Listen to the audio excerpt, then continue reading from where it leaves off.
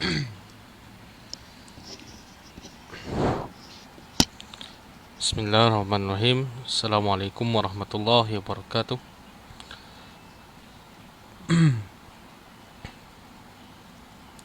Alhamdulillah. Nahmaduhu wa nasta'inuhu wa nastaghfiruh.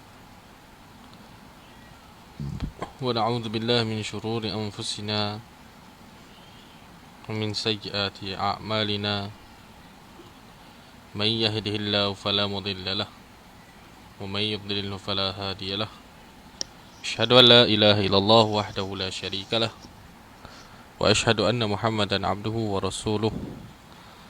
Allahumma salli wa sallim ala nabiyina Muhammad wa ala alihi wa ashabihi wa man tabi'ahum bi ihsan illa yaumiddin, amma ba'd.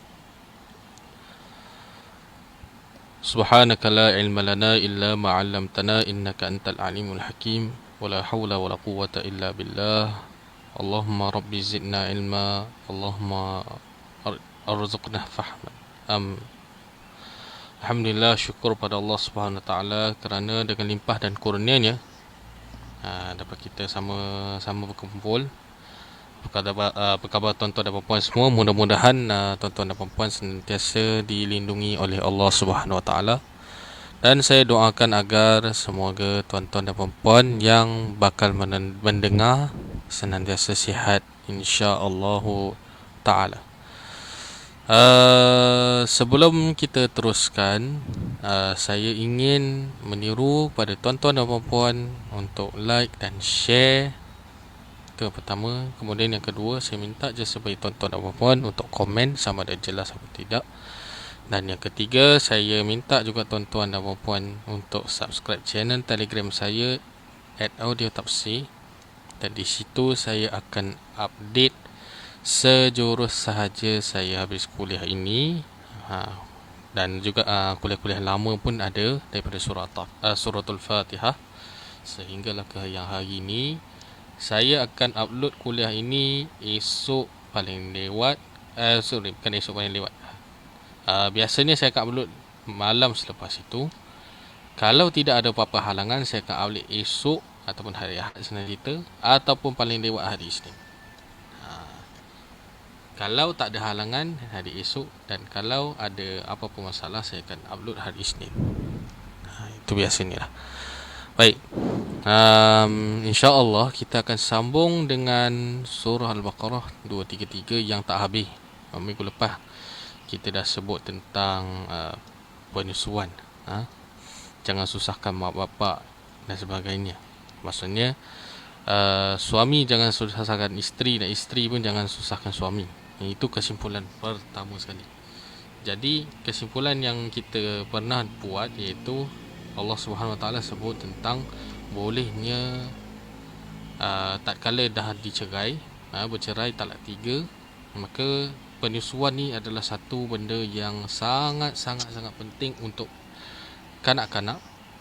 Dan kita umum tahu bahawasanya susu ibu ini adalah satu makanan yang sangat baik, sangat banyak nutrisi, sangat banyak khasiat. Dan Allah Subhanahu Wa Taala menyebutkan tentang susu seelok-eloknya 2 tahun. Itu poin-poin yang kita ada. Dan kemudian berkaitan dengan kebajikan anak dan isteri. Maksudnya nafkah perlu terus sehinggalah anak itu dewasa, sehingga anak itu dah boleh uruskan diri dia sendiri, maka baru terlepas.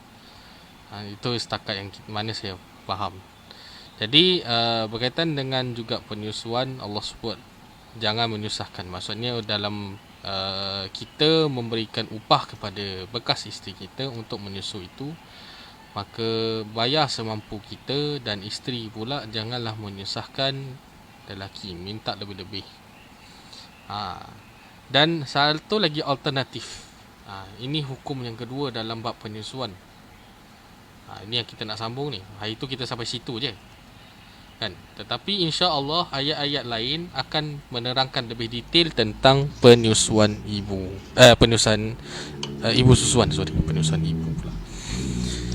Cuma saya nak highlight sebelum kita pergi ke topik yang bagi saya sangat menarik dalam bab ibu susuan.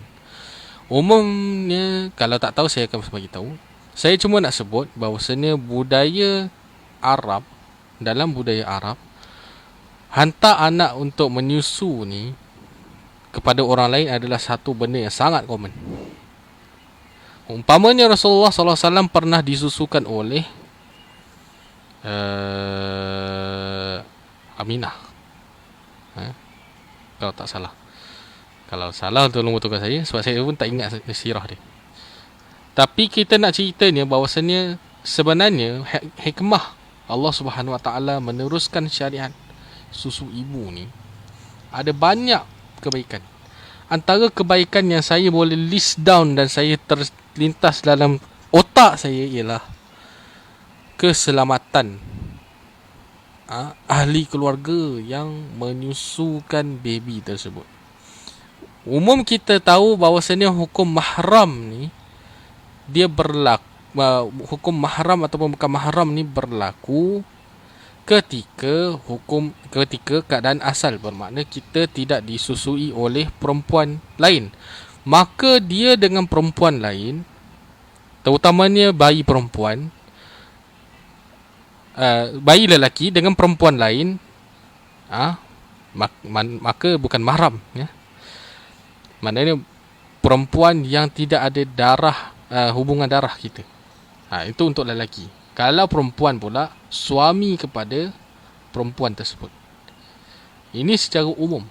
Namun apabila kita dibawa kepada ibu susuan yang lain, cukup kenyang 5 kali, maka dia dah jadi mahram kita. Dan pada masa itu, anak-anak ataupun saya cerita adik-beradik susuan dia tu, bagi dia lah, kalau bagi ibu tersebut, anak-anak dia tidak boleh kahwin dengan kakak dia ataupun adik dia bongsu, ataupun kalau semua ni kalau lelaki itu pula tidak boleh kahwin dengan anak perempuan kepada perempuan yang lain tu tadi. Boleh faham ke bahasa ni? Maksudnya umum ni secara asal, maksudnya hukum mahram itu tetap berlaku. Tetapi apabila kita menyusu kepada orang lain, cukup kenyang 5 kali dan mahram itu berlakulah. Maknanya dia adalah mahram kepada kita, sama ada adik-beradik susuan dan sebagainya. So itu satu sudut lah, kan? Satu sudut. Dan satu sudut lagi adalah keamanan. Kenapa boleh kata keamanan? Sebab kita berkongsi. When we share is very very very very nice, very happy. Sebab semua benda kita kongsi. Contohlah, ibu A ni ada susah, ibu B dia datang. Ibu B tu pula ibu susuan dia, kan, untuk bantu. Lebih kepada merapatkan hubungan sesama manusia itu sendiri. Saya tidak tahu di Malaysia bagaimana, tapi saya tahu alhamdulillah masih lagi ada. Alhamdulillah, cuma tak meluas. Tetapi Arab, kalau kita lihat dalam sirah Nabi, ianya sangatlah common, sangat normal bagi orang Arab. Begitulah nak cerita ni.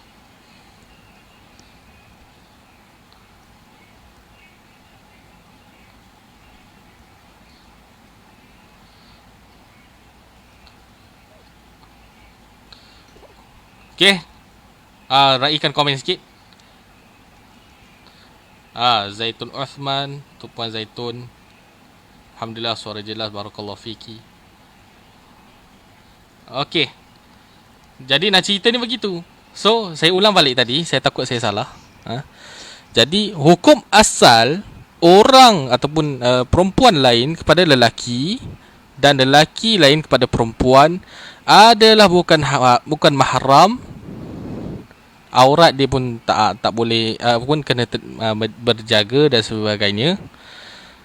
Dan apabila kenyang 5 kali, maka ianya akan menjadi mahram.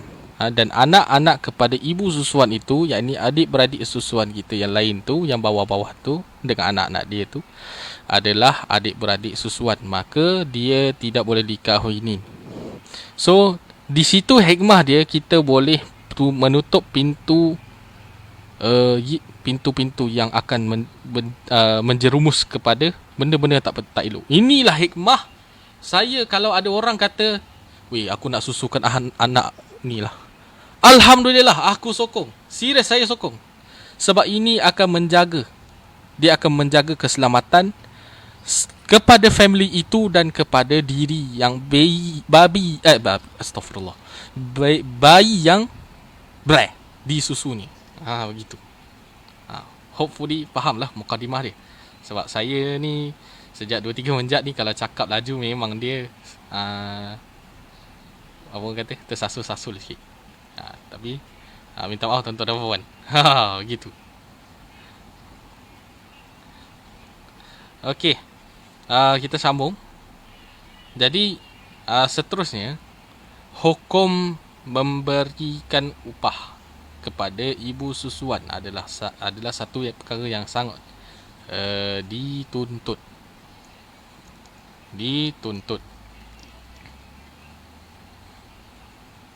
Okey. Sorry. Kita sambung sikit.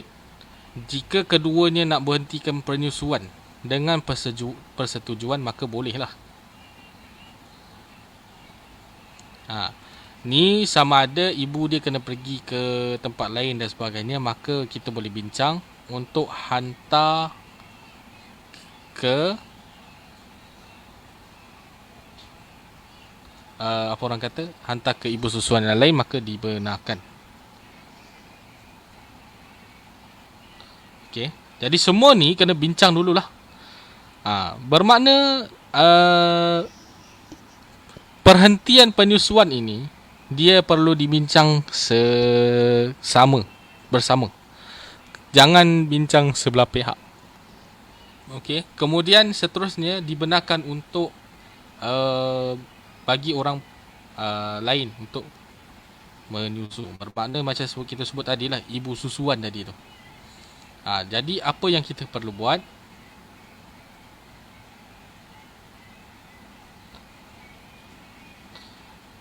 kena serahkan upah.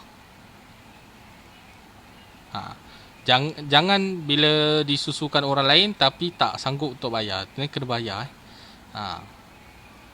Dan takwa pada Allah. Sekali lagi Allah Subhanahu Wa Taala kena tegaskan lagi takwa. Takwa di sini bermaksud tinggal menurut apa yang disuruh dan meninggal apa yang dilarang. Jadi apa yang dilarang dalam ayat ini kita perlu tinggalkan. Itu maksud takwa, kan? Jadi takwa ni sangat penting kerana ia akan memandu kita ke arah jalan yang diredai oleh Allah Subhanahu Wa Taala. Dan salah satu elemen yang sangat penting juga dalam takwa adalah al-khauf, yakni takut. Takut kerana kita buat salah. Takut kerana kita melanggar undang-undang yang Allah Subhanahu Wa Taala tetap. Begitu. Takut bila kita melanggar undang-undang dan takut dengan kita melanggar dengan membuat maksiat. Ini sangat satu perkara yang sangat penting untuk kehidupan kita semua. Baik. Wa'lamu wattaqullaha, mana? Wattaqullaha wa'lamu annallaha bima ta'maluna basir. Semuanya Allah Subhanahu Wa Taala Maha melihat apa yang kita buat. Jadi dalam hal-hal yang sebegini kita perlu bincang betul-betul pasal bab penyusuan, bila nak berhenti dan sebagainya. Kalau ibu dia nak outstation dan sebagainya, macam mana, semua tu kena clear cut dua-dua pihak. lelaki pun kena, perempuan pun kena, mana berbincang bersama supaya tidak ada isu dalam hal ini. Okey, hal yang seterusnya berkaitan dengan berkabung. Okey, ayat 236 234. Yakni iddah, apa orang kata, iddah isteri yang ditinggal suami tak kala sudah meninggal dunia. Okey. Jadi antara hal-hal yang perlu dititik beratkan ialah tentang tempoh iddah. Okey. Kemudian tentang akad nikah. Okey. Dua benda ni yang kita perlu take note lah. Okey. Okey. Balu ni istilah isteri yang ditinggalkan suami disebut sebagai balu. Okey. Walladzina yatawaffawna minkum wa yadharuna azwajan yatarabbasna bi anfusihinna arba'ata ashhurin wa 'ashra. فإذا بلغن أجلهن فلا جناح عليهما فيما فعلن في أنفسهن بالمعروف.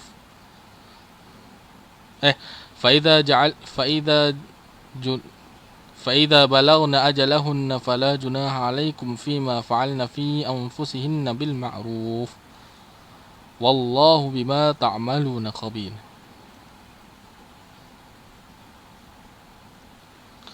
Walladzina yatawaffawna minkum wa yadharuna azwajan, dan orang-orang yang meninggal dunia di antara kamu sedang mereka meninggalkan isteri-isteri. Yatarabbasna bi anfusihinna, hendaklah isteri-isteri itu menahan diri mereka selama 4 bulan 10 hari. فَإِذَا بَلَغْنَ أَجَلَهُنَّ فَلَا جُنَاحَ عَلَيْكُمْ فِيمَا فَعَلْنَ فِي أَنفُسِهِنَّ بِالْمَعْرُوفِ. Kemudian apabila telah habis masa iddahnya, maka tidak ada salahnya bagi kamu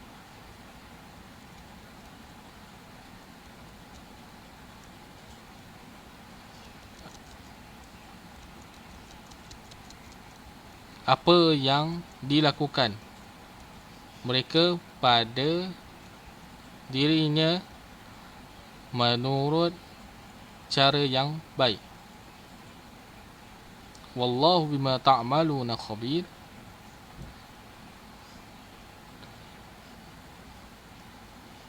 Wallahu bima ta'maluna khabir, dan Allah Subhanahu wa taala itu Maha mengetahui tentang apa saja yang dilakukan. Sangat mendalam. Okey, hal ini adalah hal berkaitan dengan hukum berkabung bagi seorang wanita yang cerai mati. Maknanya suami dia dah meninggal dunia, maka dia wajib untuk menunggu 4 bulan 10 hari. Ini iddah bagi orang yang dah meninggal suaminya, bukan iddah cerai yang salah satu kuruk, bukan. Jangan keliru Saya dulu keliru yang ni juga. Sekarang kita dah tahu hukum bagi orang yang cerai mati adalah 4 bulan 10 hari. Jangan keliru yang tu Okey.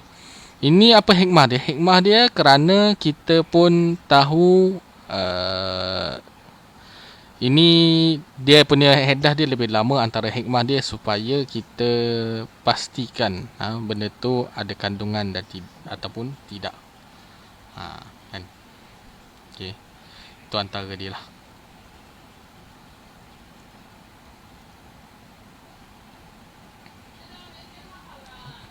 Okey.